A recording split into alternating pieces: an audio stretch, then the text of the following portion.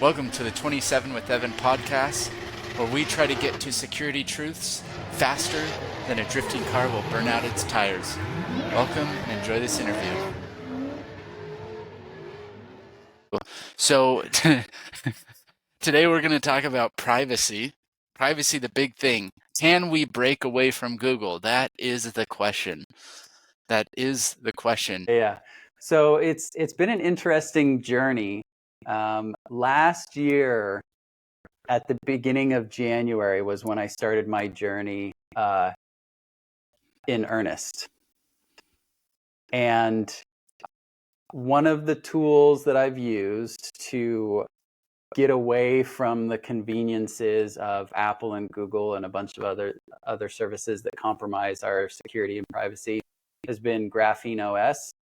And we'll get into that a little bit. So I was learning about privacy and security, and I got overwhelmed with the amount of security breaches and concerns about privacy, learning about all the tracking that happens and how our information is resold to different markets.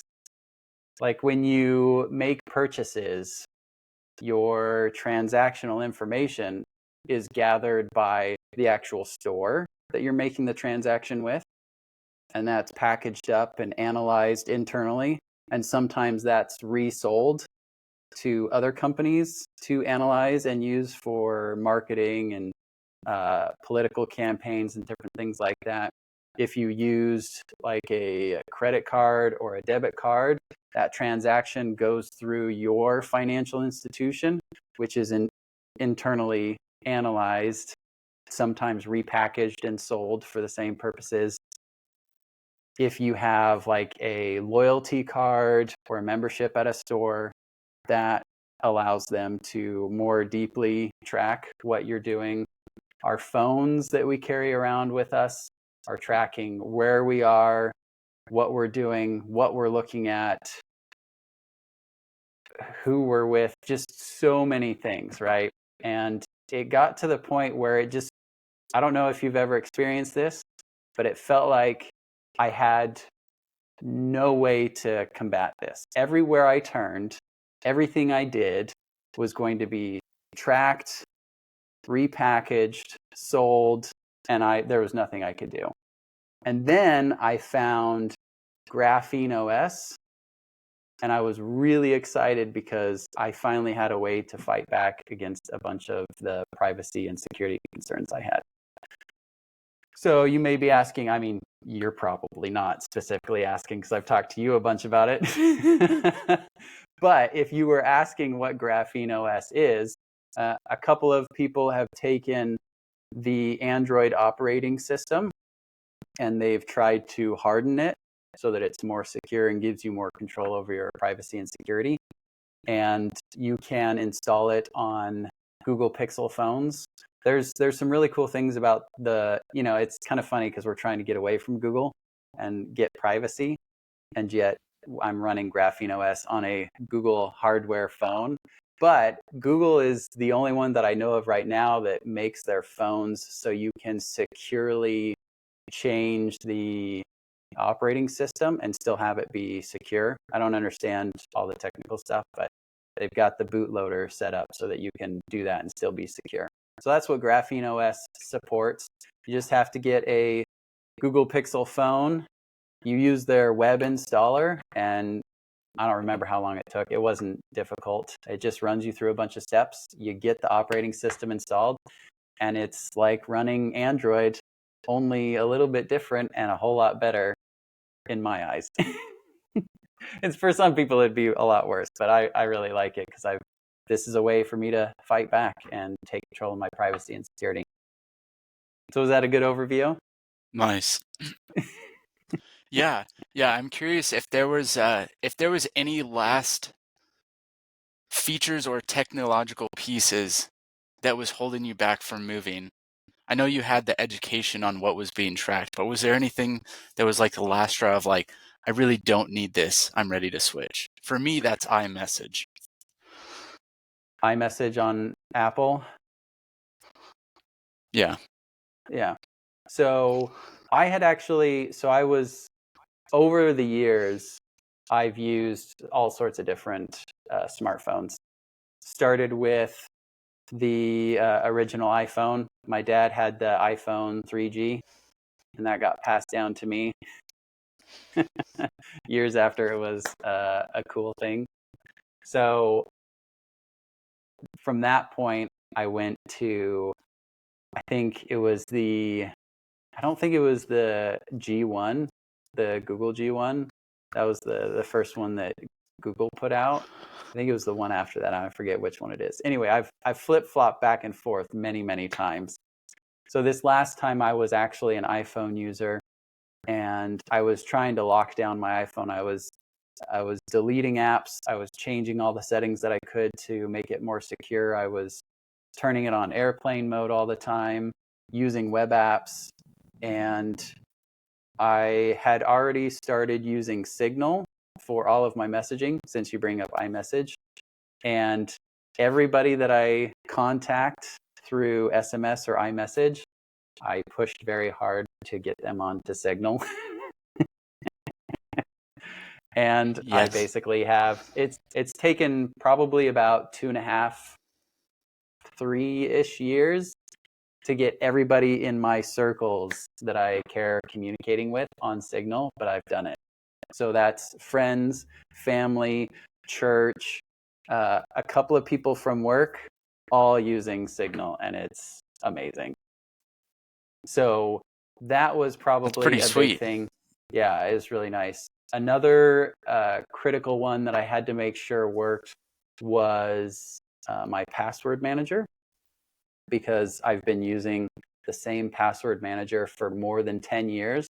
I have a lot of information in there. So if that didn't work, that was going to be extremely painful. But other than that, those were the two big things. And I had already been making strides to try to remove roadblocks for that. Perfect. And for anybody listening, he's talking about LastPass. He used LastPass for 10 years. Nope. I'm Nope, nope. Nope. And he stored his MFA codes in LastPass. Oh man, that's so bad.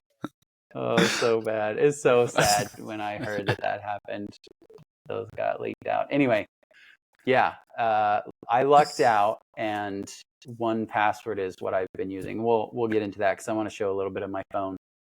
But yeah, good stuff. Yeah, And let's dig into it. I had used tons of Google Drive stuff.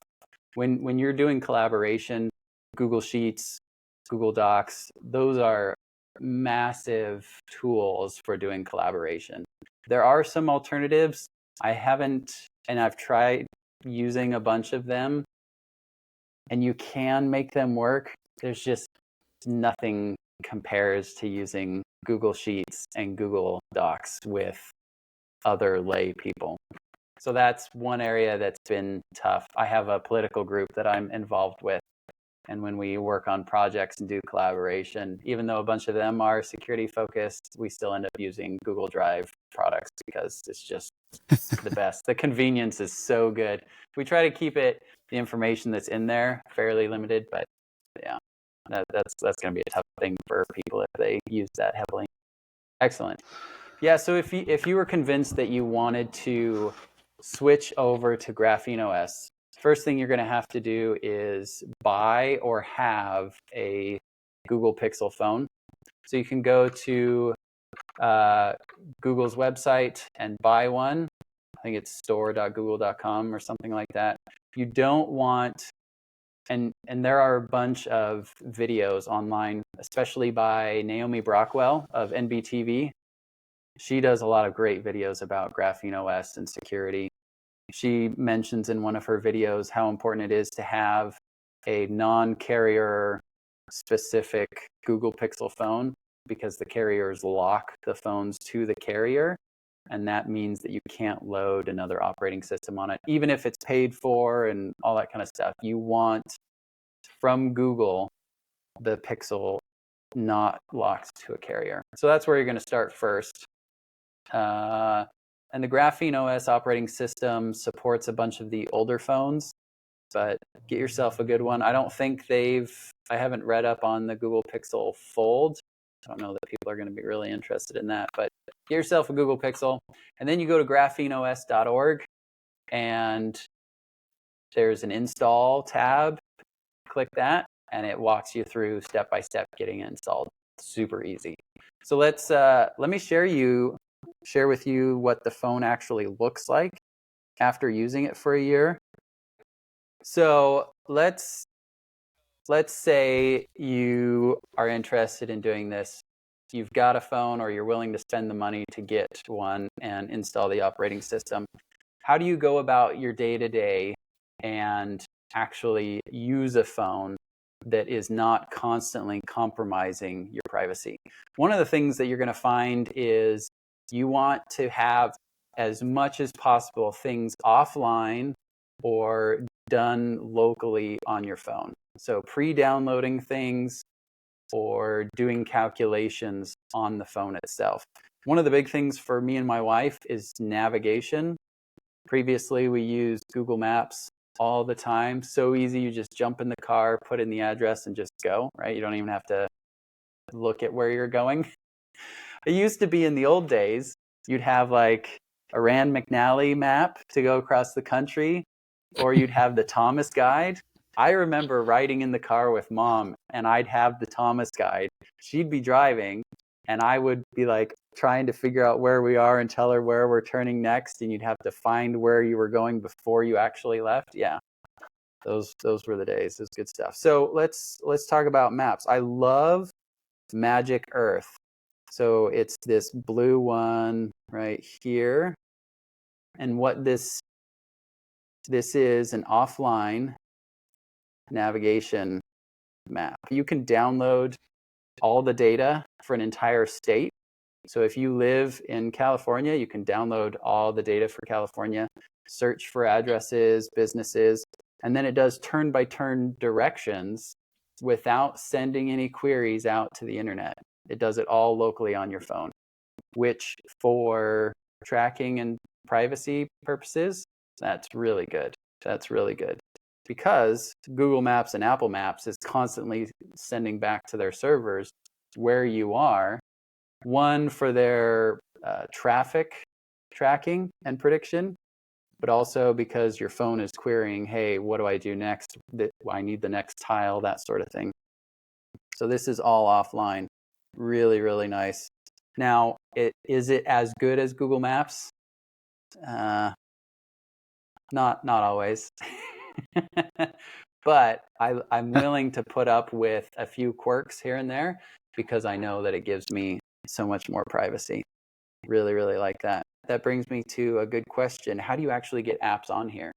So one of the things about Graphene OS is that you can install Graphene OS and you don't have to have Google Play services installed and running on your phone. You can run this without Google services, which is really cool. But that means you don't have the Google Play Store. So how do you get apps on here?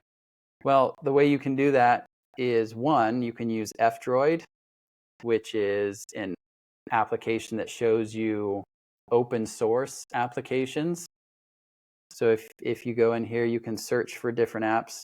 But if you pull these up, oftentimes they will have links to their source code and their licensing and all that kind of stuff. So you can look at the source code for most of these apps, which is really cool. So I try to go here on F-Droid to see if the apps I want are available there. And if they aren't available in F-Droid as open source apps, then I use the Aurora Store. Now, the Aurora Store is a front for the Google Play Store.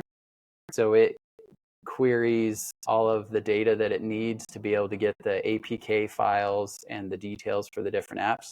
And then it allows you to search through those and download them and manage your updates for all of the apps.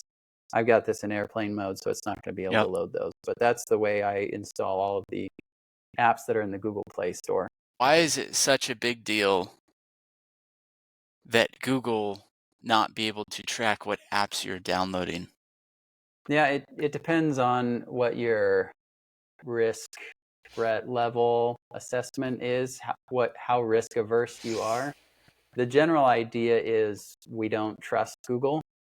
Google even removed from their, it's not their motto, but their tagline of "Do no evil." They don't have that anymore, which is kind of ironic because all of these issues with them tracking and reselling information and things like that. So as much as you can prevent these large corporations who don't have your best interest in mind from having your data is good. Now, is it likely to impact your day-to-day where you're going to lose money or somebody's going to come after you or anything like that? No, it's just the general principle of Google doesn't need to know all of the apps that I'm using. So I'm not going to freely give up that information. And it's not just for Google, that's everybody. Now let's do story time. You ready for story time? Yeah. I mean, that's kind of what a podcast is, right? So a couple of months ago, I got an email from my dentist's office saying, by the way, we had a security breach and your information might have gotten out to the public. Sorry. Obviously, I'm paraphrasing, but like, come on. That's my doctor. The system that my doctor is using was compromised because, let's be real, doctors are not security specialists. They're not even business specialists. Doctors are doctors. So they hire other companies and they buy software as a platform, software as a service, and they use that in their business to help them serve their patients and be profitable. So breaches are going to happen. I can't control that. But what I can control is what information is on their systems. So that goes to your question of why do I care what Google knows?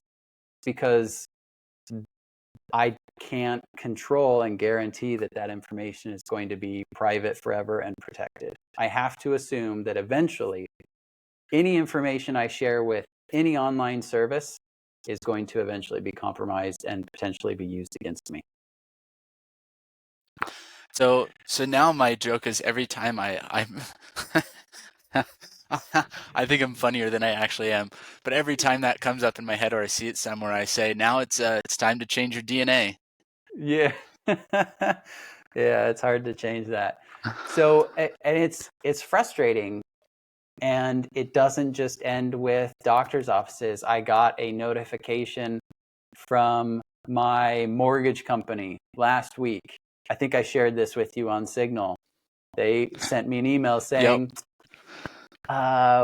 we worked with this company and they did an audit, and it looks like based on some suspicious activity, maybe some of your information might have been compromised. And we're going to make it better by giving you, what was it, like 1 or 2 years of, what is it, the identity Credit theft monitoring. protection, credit monitoring.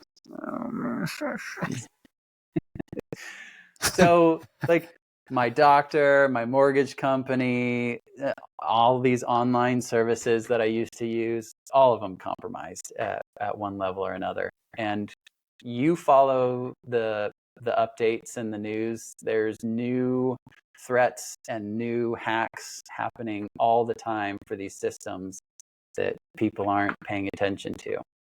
So the whole idea is, as much as possible, I'm going to not give my information to other companies. There's a really good book written by Michael Basil. If you want to take this to the next level, or as some would say, turn it up to 11, Michael Basil has a book called Extreme Privacy: What It Takes to Disappear. This is the bee's knees. This is great. I don't know if kids still say that these days. Probably not. But it's really good. And he takes it to the extreme. Like, even his doctor, he gives fake information to his doctor.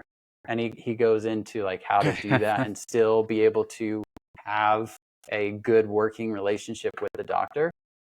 But it just kind of depends on how extreme you want to take it. So there's different strategies and different ways to do that. So we've talked about navigation. There's some different apps for email. One of the things that's really important for me is I want to talk about, I think, at least two more things on the phone specifically. So I'll share my screen again. One is note taking, and the other is picture taking. So I tried like all of the open source cameras that I could find that respect your privacy, and they're okay, but it wasn't good enough for me. I just couldn't do it. So I actually ended up installing Google's camera. So down here in the bottom right, that's Google's camera, and you'll be able to see. Okay. Oh, now let's talk about a cool feature that Graphene OS has. Graphene OS gives you fine-grained control over system-wide permissions and permissions per app. So if I pull down from the top, let's cancel this real quick. If I pull down from the top, you can see these quick toggles. I have the ability to turn off mic access and camera access for the entire system. So even if an app has permission to use my microphone or my camera, I can just say globally, nope, don't need it right now. If I missed a permission, nobody has access to any of this stuff. So I don't always use that, but that's really nice to just say, disable the microphone and the camera. So if I turn the camera and the mic back on and we come to the camera, now the camera works. But check this out. That's if cool. I try to load up the photos, it says, hey, you don't have Google Photos from the Play Store. So I use an open source photo library manager for all of my photos. And here's the other cool thing about Graphene OS that I really like.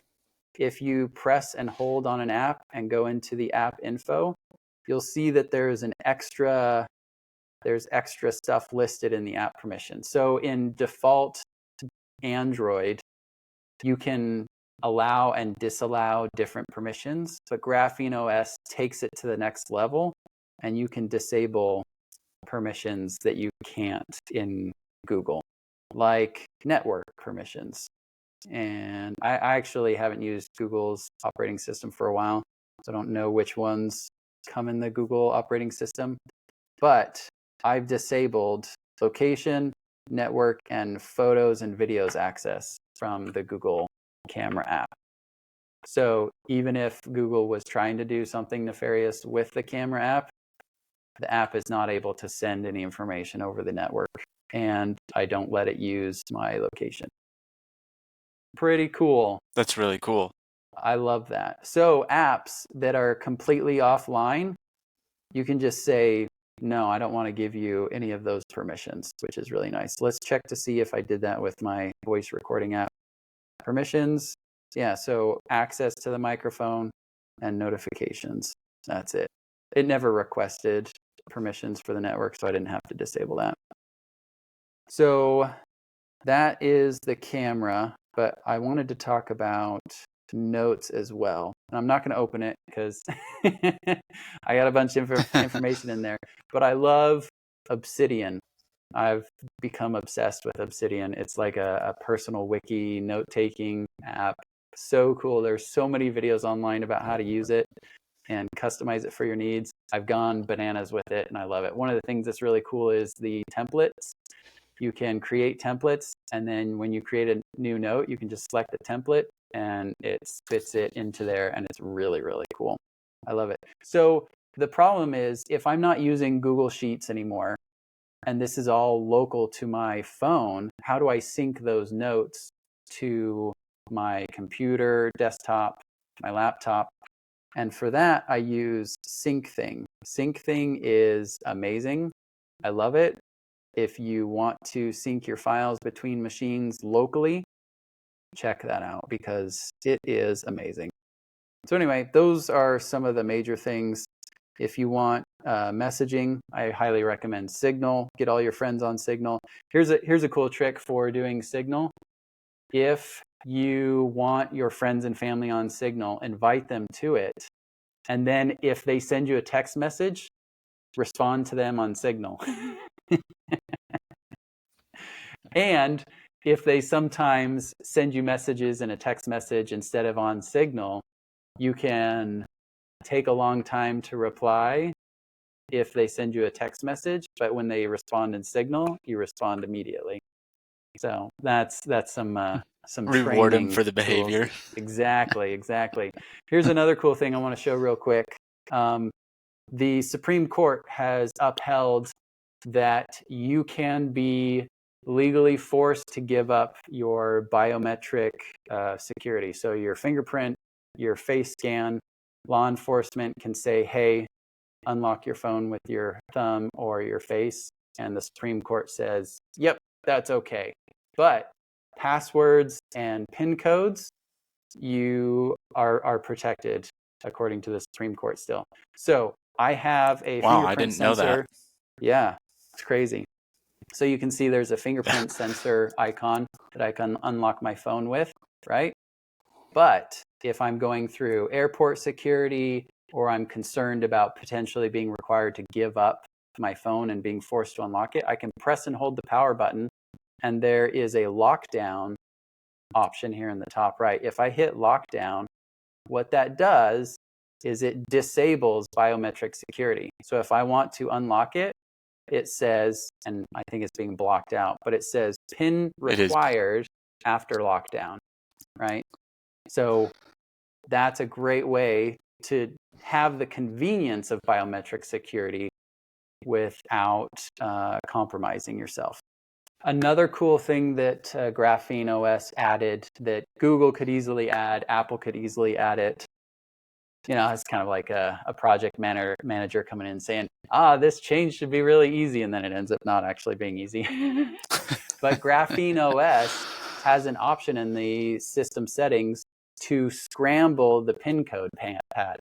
So people can't just glance over your shoulder and see where you're tapping because the numbers are in a different spot every time that pad comes up on the screen. So it doesn't go 1, 2, 3, 4, 5, 6. It just scrambles it every time, which is great for security, but also really annoying because when I want to unlock my phone after it reboots, I actually have to look and search for the numbers that are there. But it's really nice. Another thing that I love about Graphene OS, when you unlock your phone and you've put in your passcode or whatever the first time you boot up, those keys to decrypt the information on your phone are in memory. So if law enforcement or some nefarious actor gets your phone, even if it's locked, if they take it away and have enough time with it, they could potentially get those keys and all the information that's on the phone. As is said in security, now I'm going to make myself look like a fool because I forgot it. But physical access is king. If you can get physical access to a system, given enough time and resources, you can probably compromise it. So one of the things Graphene OS has in the settings that you can do is automatically rebooting the phone after a set period of inactivity. So I currently have mine set to 2 hours. So if I don't use my phone for 2 hours, like if I don't unlock it for 2 hours, that doesn't mean just like turning on the screen. If it's not unlocked and used every 2 hours, it reboots, which means all the information on the memory is re-secured because you can't unlock the data without the code. So that's nice. That's really cool. I love that.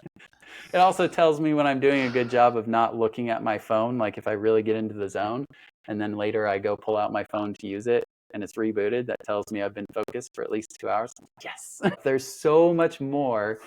If you're willing to do a little bit of work and put up with some of the quirks, you can have a really, really good experience and be very secure and private with your phone.